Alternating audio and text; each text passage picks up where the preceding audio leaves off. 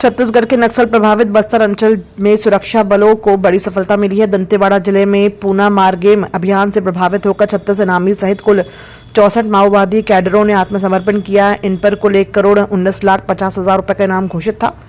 आत्मसमर्पित माओवादी दंतेवाड़ा, दक्षिण व पश्चिम बस्तर माड़ क्षेत्र और ओडिशा में सक्रिय रहे हैं। इनमें 18 महिलाएं और 45 पुरुष शामिल हैं। सभी ने डीआरजी कार्यालय दंतेवाड़ा में वरिष्ठ पुलिस और सीआरपीएफ अधिकारियों की मौजूदगी में सरेंडर किया। सब लोग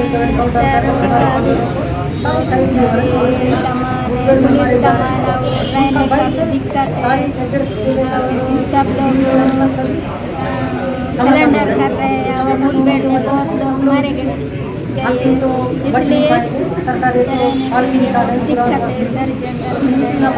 सुबह सुबह दे रहे हैं, काफ़ी दिक्कत है, इसलिए सिलेंडर करके परिवार के साथ अच्छा जिंदगी जीने के लिए सिलेंडर किन घटनाओं में शामिल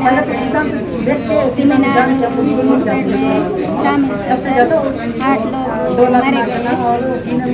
अब समर्पण परिवार के साथ घर पे रहते हैं। कितने माओवादी बच्चे क्या विचारधारा है वो बता नहीं पाएंगे सर। हम लोग को संदेश देने के विचार क्या है बता नहीं पाएंगे खत्म होना चाहिए। नक्सल तो अभी डेडलाइन जो सरकार लड़ेंगे, सरकार का विचार है कि कैसे वो नहीं डेडलाइन पता। डालने से तो खत्म होना संभव है। छत्तीसगढ़ के बालोद जिले के भालूकोना गांव में एक नीम के पेड़ से सफेद तरल निकलने की घटना से सनसनी फैल गई है। ग्रामीण इसे देवी मां का चमत्कार मानकर पूजा अर्चना कर रहे हैं और तरल को प्रसाद के रूप में ग्रहण कर रहे हैं। वायरल वीडियो के बाद दूर दराज से लोग मौके पर पहुंच रहे हैं। वहीं जानकार इसे प्राकृतिक कारण बताते हुए बिना जांच तरल सेवन से स्वास्थ्य जोखिम की चेतावनी दे रहे हैं। आज यहाँ भालूकोना के पावन धरा धाम में अद्भुत लीला देखे बर मिला थे। काबर की ये नीम के पेड़ में कोई झाक आवत थे। हमला तो ऐसे लगते कि ये देवी प्रकोप हरे। अब यहाँ लाखों आदमी आते, लाखों आदमी जावत है, कर दर्शन करत है और एकर प्रसाद ला ग्रहण करे से कोई कोई आदमी मन ला फायदा भी होवत है। और ये खेत वाले, ये किसान ला, ये खेत के भूमि किसान ला भी मैं धन्यवाद देता हूँ कि ओकर भाग्य इतना ऊंचा है कि आज ओकरे वजह से आज लाखों आदमी आवत है, दर्शन करत है। मैं बसंती चंदन मलागर, ग्राम कसिही। ये कहना चाहता हूँ सर जी कि भालूकोना गांव की पावन भुइयां में किसान के खेत में मतलब ये माता जी का दर्शन देखने को मिल रहा है। और वो नीम का झाड़ है और नीम के झाड़ से दूध के तरह से तरल पदार्थ है ना निकल रहा है और वहाँ से झाग निकल रहा है। और ग्रामवासी उसे एक देवी का प्रसाद समझ करके दर्शनाभिलाषियों को दे रहे हैं और दर्शनाभिलाषी यहाँ पर उसको प्रसाद के रूप में ग्रहण कर रहे हैं। और किसी को फायदा भी हो रहा है, जैसा शारीरिक पीड़ा परेशानी है ऐसा कुछ सुनने जानने को मिल रहा है। और करीब करीब 40-50 किलोमीटर की दूरी से यहाँ पर दर्शन करने के लिए आ रहे हैं। मेरा नाम रोहित कुमार चंदन मलागर, ग्राम कसिही, डोंडी लोहारा का निवासी हूँ। राजधानी रायपुर में ऑनलाइन सट्टा कारोबार के खिलाफ पुलिस को बड़ी सफलता मिली है। थाना गंज क्षेत्र में anti crime and cyber unit व गंज पुलिस की संयुक्त कार्रवाई में ऑनलाइन सट्टा गिरोह का पर्दाफाश करते हुए 4 आरोपियों को गिरफ्तार किया गया है। आरोपियों के कब्जे से 50,35,000 रुपए नकद सहित करीब 80 लाख रुपए के सामान जब्त किया गया है। पुलिस ने मौके से कार, लैपटॉप, मोबाइल फोन और अन्य दस्तावेज बरामद किए हैं। जांच में सामने आया है कि आरोपी ऑनलाइन बेटिंग साइट्स की आईडी कमीशन पर उपलब्ध कराते थे। पुलिस ने आरोपियों के बैंक खातों में जमा करोड़ों रुपए की राशि भी होल्ड कराई है। मामले में थानागंज में केस दर्ज कर सट्टा खेलने वालों पर भी कार्रवाई की तैयारी की जा रही है। छत्तीसगढ़ युवा प्रतिषेध अधिनियम 2022 की धारा 7 के तहत एवं 112(2) संगठित अपराध जो होता है उसके बीएनएस के तहत एवं 66C IT एक्ट के तहत में अपराध पंजीबद्ध किया जा करके इसमें आरोपी जो है रितेश गोविंदानी, खम्हारडी रायपुर, मोहम्मद अखदर, मोधापारा रायपुर, विक्रम राजपुरी, डीडी नगर रायपुर, सागर पिंजानी, पुरानी बस्ती रायपुर, 4 को गिरफ्तार किया गया है। इनके पूछताछ किए जाने पर यह भी पाया गया कि इनके द्वारा powerx.com power7777, allpanelexchange.com, classicexchange99.com, ऐसे कई ऑनलाइन सट्टा गेमिंग ऐप का उपयोग किया जाकर सट्टा खिलाया जा रहा है। इनके पूर्व आपराधिक रिकॉर्ड प्राप्त किए जाने पर पाया गया कि रितेश गोविंदानी पूर्व में भी बलवा एवं सट्टा के अपराध में गिरफ्तार कर जेल भेजा जा चुका है।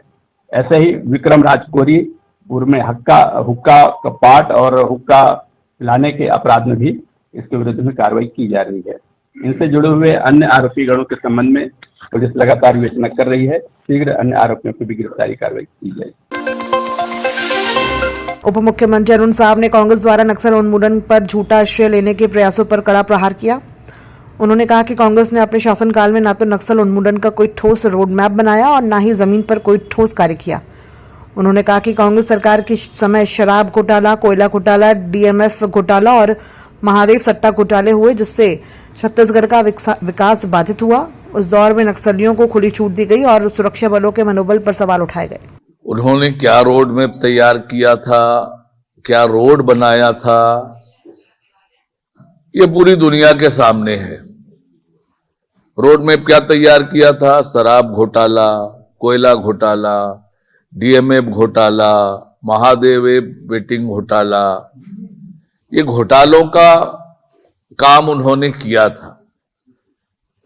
छत्तीसगढ़ के विकास को अवरुद्ध किया था, नक्सलवादियों को खुली छूट दी थी, उनसे रिश्ते निभा रहे थे।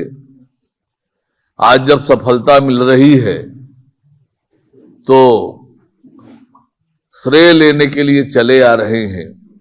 और यही लोग नक्सलवाद के खिलाफ लड़ाई के समय सुरक्षा बल के कामों पर प्रश्न चिन्ह उठाने का काम कर रहे थे, याद होगा तो। जो लोग सेना के काम पर प्रश्न चिन्ह उठाए, सुरक्षा बल के कामों पर प्रश्न चिन्ह उठाने वाले नक्सल उन्मूलन का कभी रोड मैप बना सकते हैं? ये कल्पना हो सकती है क्या? ट्राइबल गेम्स की तैयारियों को लेकर अरुण साव ने कहा कि छत्तीसगढ़ सरकार ने बस्तर ओलंपिक का सफल आयोजन किया है और अब सरगुजा ओलंपिक का आयोजन किया जाएगा। उन्होंने बताया कि पहली बार होने वाले नेशनल ट्राइबल गेम्स की मेजबानी छत्तीसगढ़ को सौंपी गई है, जो प्रदेश के लिए गर्व का विषय है। प्रधानमंत्री नरेंद्र मोदी के नेतृत्व में केंद्र और राज्य सरकार खेलों और खिलाड़ियों को आगे बढ़ाने के लिए निरंतर कार्य कर रही है। इससे आने वाले समय में छत्तीसगढ़ के युवाओं और खिलाड़ियों को बड़ा लाभ मिलेगा। देखिए, खेल की लगातार प्रयत्न करते हैं, कभी भी जब आयोजन होगा उसमें भाग लें। खेलों का वातावरण छत्तीसगढ़ में बहुत अच्छा है। छत्तीसगढ़ में खेल प्रतिभाओं की कमी नहीं है। खेलों को आगे बढ़ावा देने के लिए न केवल भारत सरकार, छत्तीसगढ़ सरकार भी काम कर रही है। खेल के जो संगठन है, अलग अलग खेल संघ है, वे भी लगातार खेल और खिलाड़ियों को आगे बढ़ाने के लिए काम कर रहे हैं। निश्चित रूप से आने वाले समय में अंतर्राष्ट्रीय स्तर पर भी छत्तीसगढ़ के खिलाड़ियों की अच्छी पहचान बनने वाली है। छत्तीसगढ़ में आरक्षण जीडी भर्ती को लेकर अहम अपडेट सामने आई है। 554 पदों में 553 पर नियुक्ति दी जा चुकी है, जबकि 142 अभ्यर्थी ज्वाइनिंग भी कर चुके हैं। शेष नियुक्तियां दस्तावेज सत्यापन के कारण लंबित है। इसी सिलसिले में अभ्यर्थी रायपुर के civil line police control room पहुंचे, जहां उन्हें कास्ट सर्टिफिकेट और कैरेक्टर वेरिफिकेशन से जुड़े दस्तावेजों की जानकारी दी गई। रायपुर एसएसपी डॉक्टर लाल उमेद सिंह ने कहा कि सभी को स्पष्ट निर्देश दिए गए हैं और प्रक्रिया पूरी होते ही नियुक्तियां कर दी जाएंगी। पिछले दिनों आरक्षक जीडी की भर्ती प्रक्रिया पूरी की गई थी, जिसमें कुल 554 लोगों की यहाँ की 553 लोगों की नियुक्ति हुई थी। 554 वैकेंसी थी। इसमें से सभी की ज्वाइनिंग की प्रक्रिया जारी है। अब तक के 142 लोगों ने अपनी ज्वाइनिंग दे दी है। शेष लोगों के कैरेक्टर वेरिफिकेशन एवं कास्ट वेरिफिकेशन की कुछ बातें इनको जो अभ्यर्थी आए हुए हैं इनको बताया गया कि जल्दी से वो उसकी अपनी प्रक्रिया पूरी करें और शीघ्र ही बाकी शेष जो बचे हुए हैं उनकी ज्वाइनिंग की कार्रवाई की।